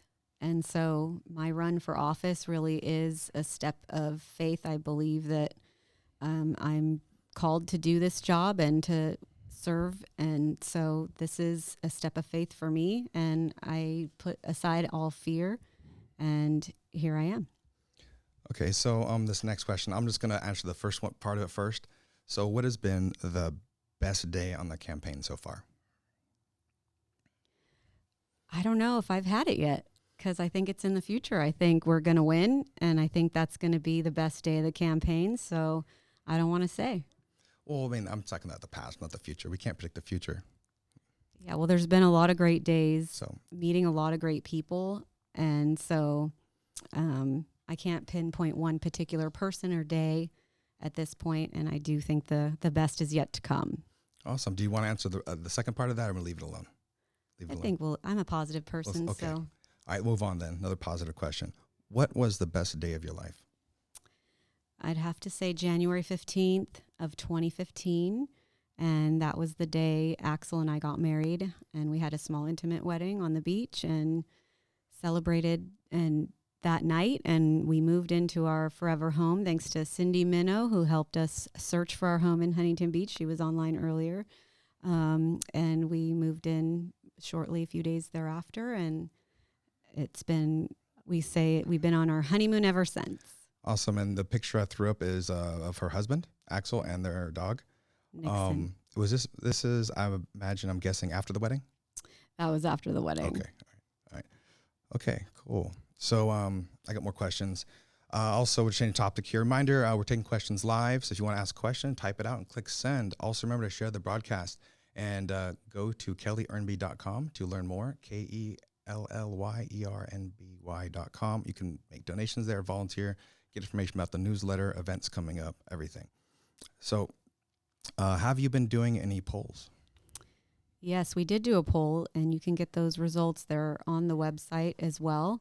And the results looked good for our campaign. We're really looking at ballot designations. So being a deputy district attorney in a climate where, I shouldn't use the word climate, but in a time when crime and homelessness is the number one issue, is going to be very important and helpful. And that's what my poll shows. It shows that we are going to have a good chance at beating the incumbent, Cotty Petrie Norris, and that my campaign actually has the best chance to do that. So we have another question, and Tammy. Hi, Kelly. How will you help businesses in OC? Hi, Tammy. I think we talked about this a little bit earlier, but ultimately I think we need to get the government regulations out of the way. We need to lower taxes and fees and expenses on business so that they can operate and keep more of their profits. And the third thing I would say is that we need individual consumers to be able to keep more of their own hard-earned money, because ultimately the consumers have to pay for the products and services of our great businesses for them to stay alive and stay in the state. Awesome. Thanks for answering that. So do you have any commentary on any other local races that you've been around? What do you mean? I've just general question. Do you know, you've been around a lot of campaigns now. Yeah. And you've gotten to meet a ton of people since I first met you. So I'm just wondering if you had any commentary on other races, maybe the congressional race, the 45th. Yes, I'm paying attention, and I am a big supporter, and I have been out supporting other people's fundraisers and events. And I think it's very important that we, as Republicans, work together, that we do support our candidates in other races. And so one of the things I was told when Vince Fong came to Huntington Beach was the Republican Party's looking to rebuild the party. We need to regrow the party. If we're going to end the supermajority, we really do need to win more than one seat. And so we have to work together, and I'm working really hard to do that, and I support our other candidates. And I think we have great ones that are willing to run. They are the future of the party. So please take a look at your local candidates and get to know them as well. Yeah, so far we've interviewed Greg Raths and Peggy Wong for the congressional races. And we have Don Sedgwick, who has confirmed, and he's sending, I think, a tentative date of the 25th. And Lisa Sparks will most likely come on too, because I don't think she wants to be left out. Yeah, no, that's the 45th race. It's a hot race. People should be watching, and those are all great candidates, I think. So it's very exciting to get every candidate for that big race. For me personally, it's even more exciting. It's likely the president's going to come out. Wow. For the 45th, I believe, from what I'm hearing. I don't work for the White House. I'm just having a good faith. I think it's probably going to happen. I'm looking over. Yeah, probably going to happen. And Katie hasn't responded for interview request yet, but if she ever does, we'll do the exact same thing for her as we do for everyone else. Will President Trump come on Mark Nugent's show live? I doubt it.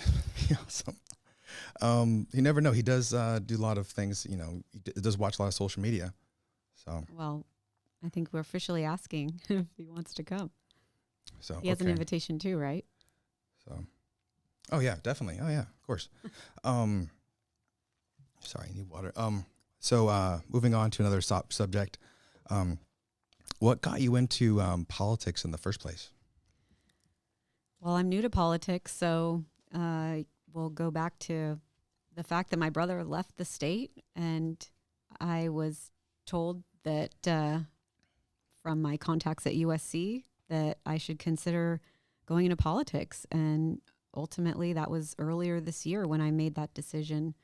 I've always thought I might, be interested in politics. I've been very interested in presidential politics my whole life. I read a lot about it and have traveled to many presidential libraries. And so it's very interesting and something I never thought I'd be here right now.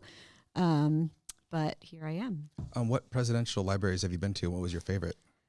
Well, Richard Nixon's library here is obviously easy to go to. If you haven't been there, you should check it out. It's very interesting. But Ronald Reagan's library is amazing, and I think that's my favorite one. Ronald Reagan. Did you say the Ronald Reagan one? Yes. Where's that? It's in California. Do you know what city? It's. Okay, I'll Google it later. I think Ventura County, but I could be wrong. So, how long have you been a prosecutor? 8 years. And what got you into that? Well, I did almost 10 years, 9+ years working in a big private law firm. And during the time I was at the law firm, I did some pro bono work that I really felt very proud of. And ultimately, I decided that it was working for people that didn't have a voice. And that was what really got me going. And I decided I wanted to go into a public service job. And a job opened up at the district attorney's office. And they wanted somebody who could do special prosecutions in the areas that I work in. So civil experience was very helpful, and I do both now. Okay, we have another question. I want to ask more on the prosecutor stuff, but we had a good one from Robin Goodfellow, who asks, is there an Ernby-Norris debate in the works? I would love it if there was, and I would welcome any debate by any of my opponents. Okay, maybe we can always stream it too. It'd be fun. We could do it in here in this office. Yeah. So we'll send out the invite. Okay. I'll make myself available to moderate if you like. Okay. Okay. Back to the prosecutor questions. Because I find your here. Let me put the camera at me so I can talk. I personally find your job really interesting. I like hearing about the cases and when I hear the stories from other prosecutors that we both know. One of our friends had a murder trial and all this crazy stuff. It's really interesting how you keep the public safe and how the case processes are. But I have a question that I wrote that is a little long, so I'll read it out for you. Can you translate your service as a prosecutor into terms a layman like me can understand? Maybe what you learned from being a prosecutor. How does your service as a prosecutor help you now as when you get elected? Yeah, no, thanks for that question. It goes back to the job of the assembly. First of all, it's a job that requires an advocate who's arguing and persuasive and knows the law and knows how the law is going to be played out. And so what I do as an attorney is look at an issue. Let's use a case as an example. So one of the cases I have done involved the unlawful fetal tissue sales business that was in Orange County. Oh, wow. And that was operating in the county, and it was unlawful. And I was we looked at it, it wasn't a crime. We had to figure out how do we use the tools at hand as a lawyer. So I found the statutes and I was able to bring a case and run that business out of Orange County. And that's because I am an advocate and I know what the laws are and how to apply them. And so that's one example. But another example. When was that again? Did you say when? I didn't say when. I think it was 2 years ago when it was resolved. But that was a big case. It was high profile. It hit the national news. And so we problem solve. Attorneys are problem solvers, and we are able to do that. But another example where I think is very relevant to the job of an assemblywoman was a case that involved an explosion in Rancho Santa Margarita. Okay. And so there was a business that was operating, and they killed 2 of their workers. Oh, man. And it was an unsafe environment. It was clearly unsafe and illegal. And so this case, I brought a criminal case. I took to the grand jury, but the corporations obviously can't be thrown in jail. And so they killed 2 workers. So what you do when you want to punish a bad company, there's a lot of good companies. They shouldn't be punished, but a bad company should very much be punished. And you need to find a company to get them to follow the law when it comes to that. So I filed a civil case and I argued it all the way to the California Supreme Court. Oh, wow. And I argued against a team of lawyers, and it was just me at the district attorney's office. And I argued it to the Supreme Court. And what the defendants argued was that federal law blocked our case and said, you can't punish these corporations in California. And so I argued for states' rights and I won. Oh, wow. And that requires a lot of paperwork. Oh, wow. It requires years of dedication, hard work, lots of time, and then ultimately presenting that case to the California Supreme Court justices. And so that's a landmark decision, and that's an example of some of the big cases that I've been able to do while I've been a prosecutor. Wow, that's amazing. That was an awesome, wow. I added a marker too to play back that later. So I want to go further in the prosecutor stuff, if that's okay with you, because it's really interesting to me. Put the camera on me for a second while I read my question to you. I find it really interesting, the profession, everything. I imagine it's something you do every day, but for me, I want to know more, and maybe our audience does as well. What is the most interesting case you worked on, or is it those cases you just spoke about? Yeah, those cases are interesting, but I would say recently, well, in the last couple of years, I had a case brought to me with a fake Navy veteran. Oh, wow. And it's shocking how many ways people can violate the law, and I would only know that having spent my 8 years now working for the district attorney's office. But he lied, and he sued his employer, and because he testified in a deposition about being a Navy veteran, and it's very offensive to us who are veterans to have somebody imitate and say he was a fighter pilot. He said he was shot down in the war and all kinds of things. And so I think that was very interesting that we have statutes that make stolen valor a crime. Yeah. And so I filed a case, and we make sure that we don't have people lying about their veteran status. Yeah, that's not good. Usually a real veteran can sniff them out in a few seconds. Yeah, well, he bought, apparently there are stores, and you can buy old uniforms and patches, and he had the whole getup, and he'd go out in the community and wear it and go to the military balls, and it's, right, you're looking at me like, how offensive is that? And so it's interesting. It's not something you think of. Yeah, for me, it's easy to spot someone that's doing that. First off, most veterans almost will never wear uniforms, almost never. Only time I ever wear a uniform is at Memorial Day and Veterans Day. That's it. Someone that does that, that's very strange. Wow. So moving on, I got a bunch. What's the hardest case that you worked on? I think the hardest case in terms of the amount of time that it's taken me to bring it all the way to the Supreme Court was the case I mentioned. And it's hard to see actually dead bodies. The first time I saw a photograph of dead bodies was the first case I was assigned, was the case I took all the way to the Supreme Court. Oh. And so people in big business and people that work in the private sector, you don't see some of the things that we see as prosecutors. And I was surprised by that. But I met the family, and ultimately it was hard to see their tears and the loss and the kids that lost their dad who was young and the wage earner for their family. But it was also the most rewarding case because I was able to get restitution for those families, and they were able to buy a house for the family, and the kids have extra money to go to school. And so they lost their father, but we made sure to make them whole, and that was something I'm very proud of. Okay. Awesome. Well, there's some couple questions from the audience, but I want to keep going on these prosecutor questions if you want.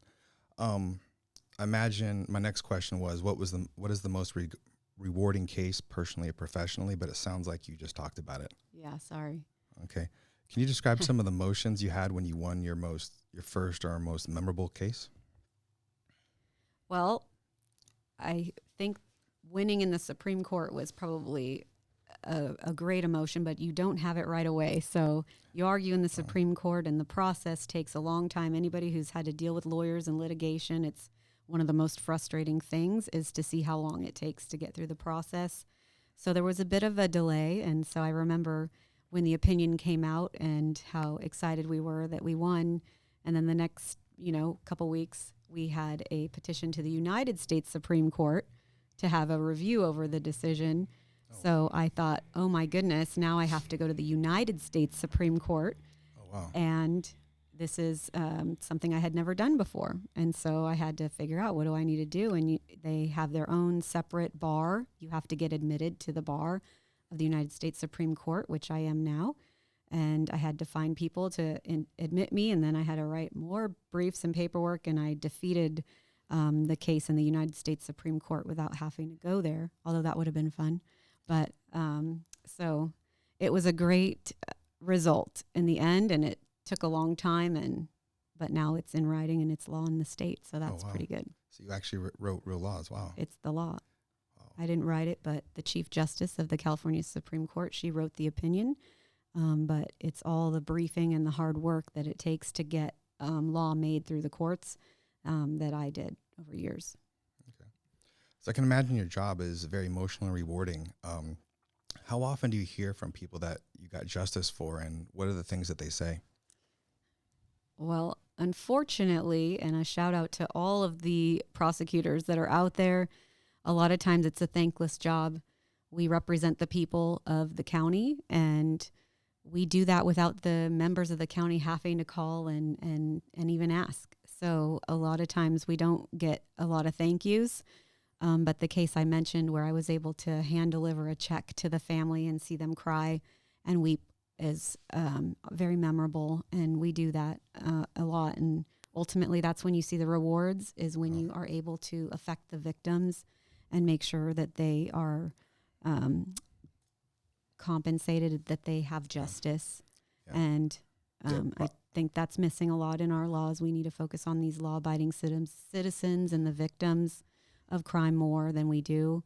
And I've seen that firsthand, and that is the most rewarding, is when you can see their tears. Yeah, prosecutors have a special place in my heart too as well. They got my family justice, so thank you for what you do in keeping us safe. Changing subjects, going on to our next segment. A reminder, we're taking questions live, so if you want to ask them, type them out. And we do have some from the audience. As a reminder of people just joining us, you can learn more at kellyernby.com, KELLYERNBY.com. You can volunteer and donate there as well. So before we go to the next ones about elected committees and things like that, here's some more. We have a couple more questions, kind of odd, and I will read them to you as you're looking at the other questions coming up. A recent poll, Dow Trend says, a recent poll showed 43% of Americans think, and I don't even know what he's talking about, but I'm just going to read the question because I disagree with it. 43% of Americans think socialism would be a good thing. Why are some Americans warming up to socialism? I'd have to, Dow, I disagree. There's no way that number's that high. Sounds like a very skewed poll. I think most people are against socialism. They like their freedom, as we can see. So I don't know how to answer that one, other than maybe a very few minority. Yeah, people. I mean, I would be shocked, but ultimately, I don't know. I haven't talked to anybody that actually told me anything like that. You might have people that want free stuff, and those people might like the idea of that, but ultimately free stuff comes at a high price, and socialism is not the way. Okay, so we have another question, or sorry, just a statement from Colleen Meyer. Said, wow, so impressive going up against a bad company in the California Supreme Court. Alone, many view Republican running and in office as crony capitalist who always side on the side of big corporations. It's important we know that's not you. It's awesome. Yeah, I'm pretty balanced when it comes to business. So I worked, almost 10 years, and I was in private practice, and a lot of big companies were my clients. And so I've seen that. I've worked in different sectors of the economy, and I understand what it's like to see law-abiding companies do the right thing, and many of them are, and they try really hard to comply with the law.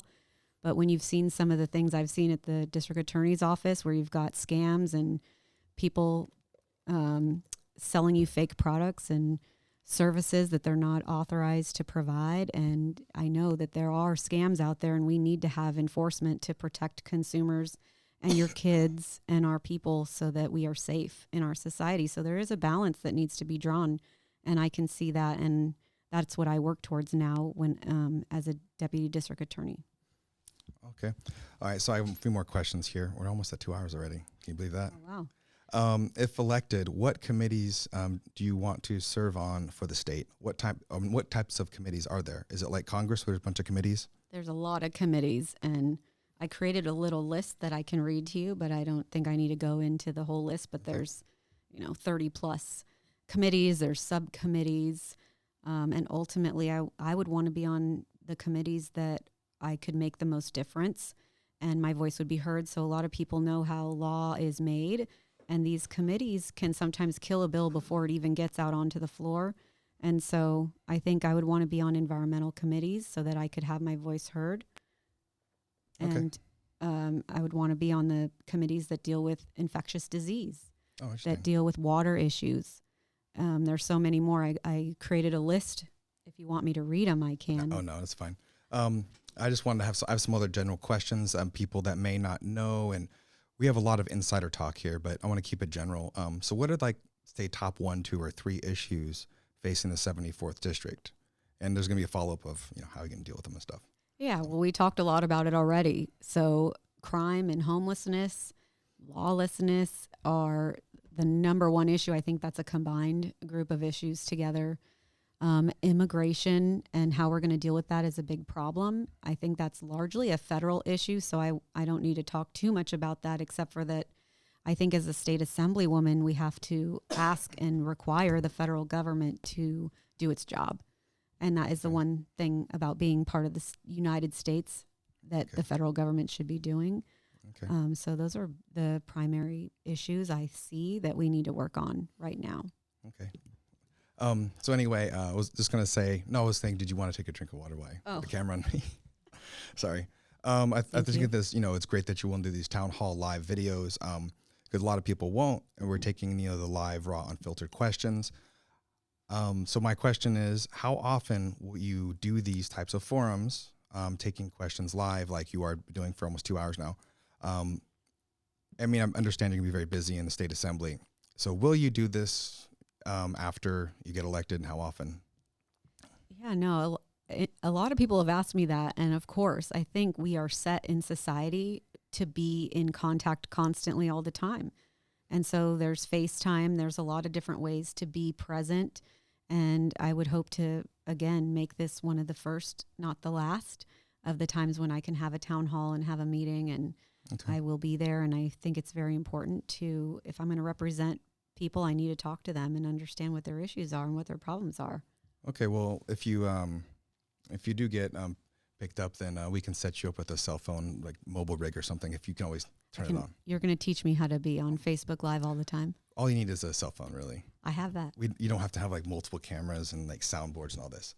So I've got a bunch more questions. You did answer a lot of them already. So I have a question for us. What can we do as constituents after you get elected? Before you answer, we are here as a team, as a community, to help the elected person. And I think for me, the hard work starts after you get elected. So what can we do as a community to help you in the state assembly after you're elected? I think you want to keep in touch and keep your voices active, sending messages, calling on the office. But I think one thing I would love to see is a celebration when there's a victory. I feel like politics is so negative. All we see are attacks on our representatives. We see attacks on every little bill and every little thing that's done, and we really don't ever celebrate. And maybe that's because there's not enough to celebrate right now. So I would hope that we would be looking at positive changes and celebrating that together. Okay, we've got a couple more questions. Two come across screen. One's a negative, and I'll address that. I'll answer it for you. I'll read it and I'll answer it for you because I already know the answer to this one. Sean Gordon asks, why is Aaron Park from Right On Daily blog writing hit pieces on you? Do you know who is putting him up to it? Someone is paying him to write hit pieces on various OC politicians. And we all know they're going to attack you because you're a threat. You know, I ran for office before, and, they compared me to Sneaky Eggs because they had nothing else. So no matter what, to answer your question, people are going to attack each other. Sean Gordon, and probably because she's a threat to somebody. That's probably, would you agree? I think so, and that's politics, unfortunately. I think the Democrats are bullies, and I fully expect the bullies are going to come out, and it's hypocritical. It's against, what they say a lot of times, but that's why somebody like me is a good person to be your candidate, because I'm strong. I've taken, this is what I do for a living, is I'm in an adversarial environment. You have two sides. And ultimately, I think the voters are going to see through the smears and see that they're just that. They're weak attempts to smear somebody who's great, who's going to be a good representative for you. So I think you should challenge it. Read it. Don't believe everything you see. And come ask me myself, what, if you have a question, I will be honest with you. I will tell you about my background. I am transparent. I want to be held accountable. And I'm live here on Facebook, ready to take your questions. Oh, you've been awesome. Right. And you are candidates should do. Extremely popular, by the way. Day one in office, Robin Goodfellow says, day one in office, what do you do first? Wow. Well, you get sworn in first to take the promise and swear to follow the Constitution and do the job of the people. And I think I would start sooner than day one of the job. I'm already working towards what the changes need to be, and I have my own ideas. I can write law myself. I don't need other people to do it for me. And I will tell you, the people that have sat down with me and told me their issues, they're already in a file cabinet in my mind, and I'm working on solutions every day that I will enact. So hopefully I'll hit the ground running after I take after I swear and take the oath. And so I'm starting now. Oh, so do you have like an overarching like command philosophy that we call it in the military always command philosophy of how you go about business? Let me read my question. What is your overarching command philosophy for being state assembly? It's a very vague question, I know. Be nice to others, they're nice to you. We used to say, take care of your soldiers, they'll take care of you. I just wonder if you had anything. Yeah, let's get the job done. Okay. So let's get the job done for the people. And I will tell you, I told you I loved going to Ronald Reagan's museum or his library. And one of the quotes that I keep on my desk is his quote, and it says, "It can be done." Awesome. And so I keep that on my desk. It was on his, and I believe it can be done. And so if you tell me it can't, I'm going to work 20 times harder to make sure it can. We know you have stamina. I'm getting tired, and I know you're. We're done at 8 o'clock, I think. So last few questions. So I got a last one. I find it interesting that the OCGOP is starting to be known as a party of fun because the leftists have become the fun police. In recent months, the college Republicans have swelled the numbers, and those kids look like they're having a lot of fun, more than I did at that age. Have you been working with any college political groups for your race? I've been asked to come and speak a couple times, and I will definitely be working on the college campuses to reach the next generation. I think we need to reach those new generations, and it's very important. So absolutely, okay. I've been there, but I think you'll start seeing a lot more of me on college campuses very soon. Okay. So I think we might have already covered this question, and correct me if we did. What's your plan to win over independents and Democrats who have lost their faith in leftist policies? I think it's back to the basics, back to talking to the real folks, going and meeting them. And I think right now we have an opportunity. I think the Republican Party is starting to see that. People are not happy. Democrats are not happy. Independents are not happy with the crime and the homelessness. That's a bipartisan problem. And they really want people that are going to offer solutions, and they want people that are skilled who are going to go do the job. And the fact that I haven't been in politics and I'm a newcomer is, I think, a very good thing that people will be happy to see. And I think that crosses party lines. And I hope to do that by just being real and being myself and offering my skills to everyone. I would be a representative for everyone, ultimately. So as we wrap it up here, I know we're getting past our time. Do you want to look at these last few questions I had, or are you got some of these last ones? You want to look at that, or are we going to wrap it up some nice ones? Like, what's your favorite holiday? The 4th of July, of course. I love the 4th of July and celebrating our great country. Awesome. So why'd you pick Huntington Beach to live? Surf City, whatever. Yeah. Well, it has the #1 4th of July parade, the biggest in this side of the Mississippi, I was told. But that's not the ultimate reason. I was living in Laguna Beach, and my husband now was working in Long Beach, and he lived in Huntington Beach, and the commute was too far, and he brought me to Huntington Beach. So we've been there 5 years now, and I'm loving it. I love the people there. I love the dog beach there. Spent the morning there, like I said, with a bunch of Bernie's Mountain Dogs who came to meet and greet there. So it's a great spot, and don't plan to leave anytime soon. Well, awesome. I think we already went over 2 hours. I will say we still have a bunch of people watching us live. This is definitely the most numbers we've ever had. I'm kind of curious of what the numbers are, and we don't get to see until after we close it. Okay. I can see the amount of people like watching live. Like, we were up in the 50s and 60s. And for a very local show, that's pretty good. And all positive. It was really good stuff. Yeah, well, I think this shows you that people are hungry to have the ability to hear from their candidates and ask questions. And I think Facebook Live and the technology you offer, and we should be using that technology more. And I thank you for this. No, it's fine. I'm going to direct us because we're going to close it up in a second. But we have Laura Galvin. It looks just on the feel of this question, it feels like she just joined us. And I know we answered this question a lot. It's the same one. You can kind of look at me. I know that one last camera. Are you able to tell us your thoughts on medical freedom in California and beyond? Yes, absolutely. I know and support the parents and the parents' rights to choose. And I don't believe in mandates. I don't think the government should be engaged in mandating anything that has to do with the medical health of children and adults too. So I believe in freedom. So, and then one last comment. Thank you for the great live. And that's 2 hours. We can do an hour if you'd like, but that's 2 hours. Did it go by quick? It did go by quick, but I would love to do this again. Okay. So this won't be the last time you hear from me. And please send me a message, a private message. If anybody would like me to come to their neighborhoods, I am working really hard to get out there and meet people, and I'd love to come meet you in person. So send me a message. Yep. If you can help out with a donation, sign up to volunteer, go to my website. I need all the help we can get. If you want a candidate like me in office, I'm sacrificing. And like I said before, I'm going to need all the help from you to get there. So and I'll work really hard to make sure I'm your representative and do a great job for you when I get there. Well, thank you for coming on. Usually our numbers are going up now.